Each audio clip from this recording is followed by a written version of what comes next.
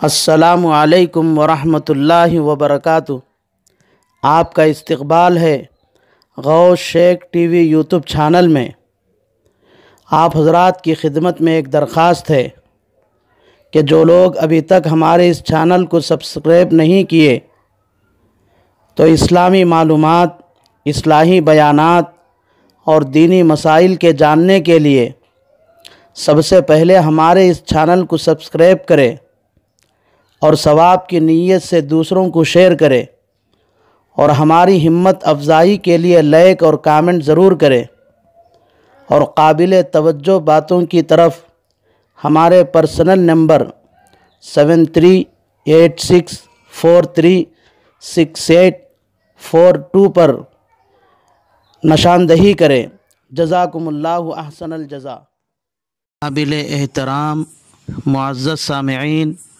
اور میری دینی و اسلامی ماں اور بہنوں، السلام علیکم ورحمۃ اللہ وبرکاتہ۔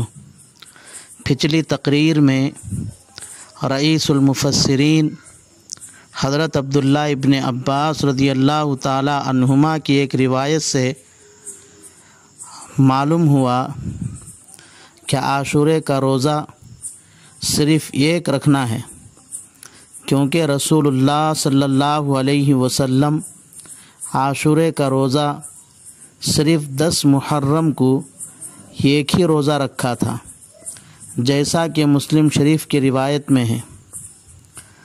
اور حضرت عبداللہ ابن عباس رضی اللہ تعالی عنہما کی دوسری روایت سے معلوم ہوا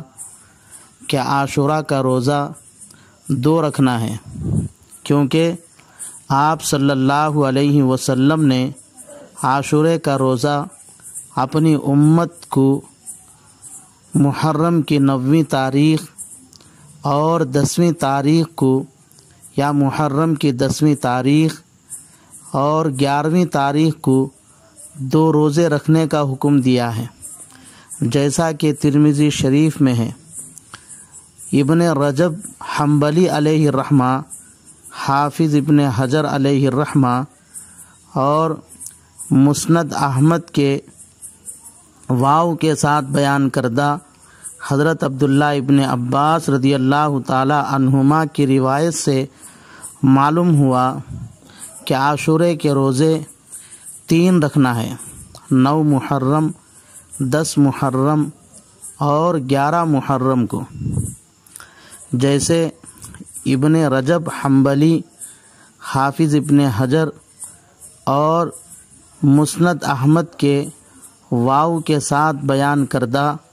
حضرت عبداللہ ابن عباس رضی اللہ تعالی عنہما کی روایت سے سمجھ میں آتا ہے۔ لیکن حق اور صحیح بات کیا ہے؟ حق اور صحیح بات یہ ہے کہ عاشورے کا روزہ 2 رکھنا مستحب ہے، 9 محرم اور 10 محرم کو، یا 10 محرم اور 11 محرم کو۔ رہا رسول اللہ صلی اللہ علیہ وسلم کا عاشورے کا روزہ صرف 10 محرم کو ایک ہی روزہ رکھنا، اس کا جواب یہ ہے کہ عاشورے کا روزہ تو 10 محرم کو صرف ایک ہی روزہ ہے،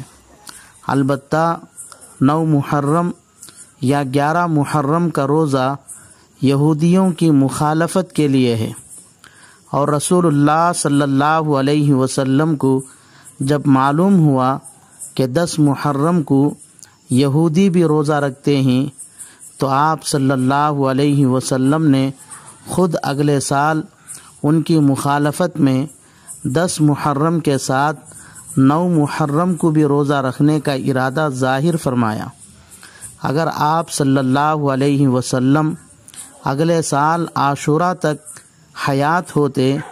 تو آپ یہودیوں کی مخالفت میں 10 محرم کے ساتھ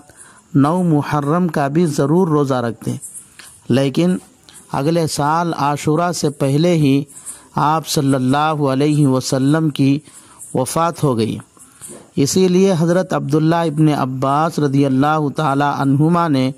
حکم بن اعرج کے یہ پوچھنے پر کہ کیا رسول اللہ صلی اللہ علیہ وسلم بھی 9 محرم اور 10 محرم کا روزہ رکھتے تھے، تو ان کے جواب میں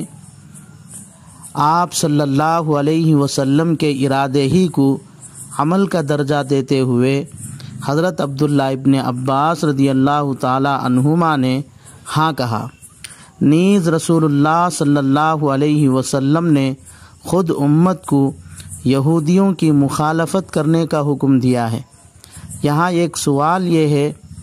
کہ عاشورے کا روزہ 9 محرم اور 10 محرم کو 2 روزے رکھنا مستحب ہے یا 10 محرم اور 11 محرم کو بھی 2 روزے رکھ سکتے ہیں، کیونکہ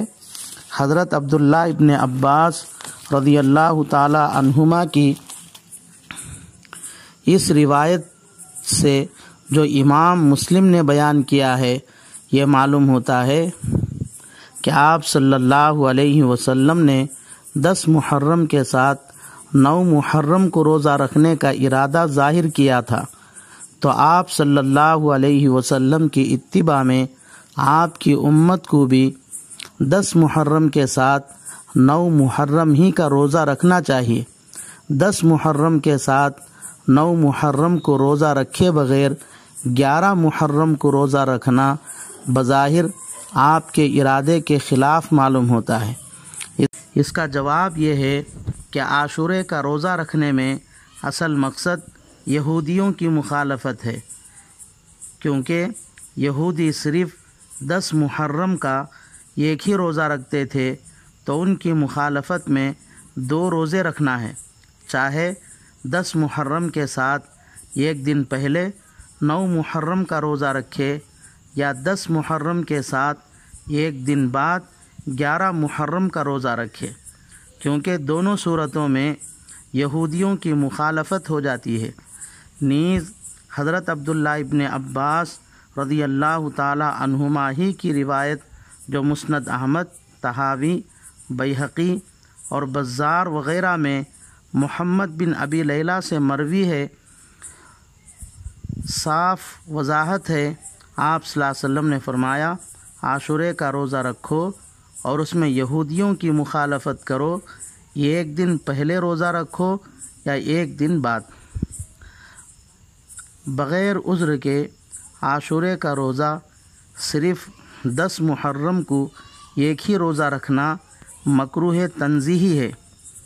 چنانچہ یہ مسئلہ در مختار جلد نمبر 3 صفحہ نمبر 90 پر 1 پر لکھا ہے، کیونکہ عاشورے کا روزہ صرف 10 محرم کو ایک ہی روزہ رکھنے میں یہودیوں کے ساتھ عبادت میں مشابہت ہے، اور شریعت میں عبادت میں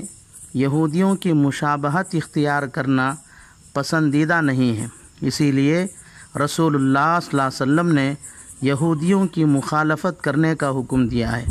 اللہ سے دعا ہے کہ اللہ تبارک و تعالی صحیح دین کو سمجھنے اور دین پر 100% عمل کرنے کی اللہ توفیق عطا فرمائے، آمین۔ وآخر دعوانا ان الحمد للہ رب العالمین۔